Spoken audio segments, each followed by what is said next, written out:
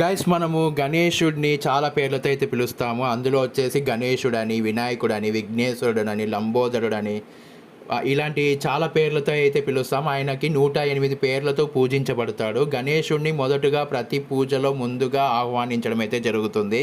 ఆయనను విఘ్నాలను తొలగించే దేవుడిగా పూజిస్తారు. ఆయనను పూజిస్తే అంతా మంచి జరుగుతుంది, అంతా విజయాలే ఉంటాయి కానీ అపజయాలు అయితే ఉండవు.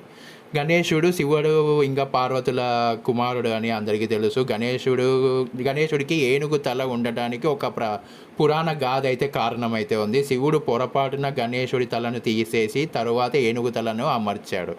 గణేశుడి వాహనం చిన్న మూషికుడు అంటే ఎలుక. మూషికుడు అహంకారానికి సూచిస్తాడు, దానిని అదుపులో ఉంచమని సూచన.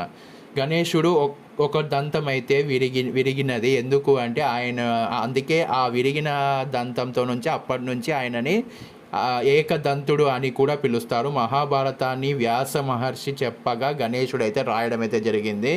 వ్రాసే సమయంలో కలం విరగడంతో తన దంతాన్ని కలంగా ఉపయోగించబడడం అయితే జరిగింది. అప్పటి నుంచి ఏకదంతుడైతే అయ్యాడు.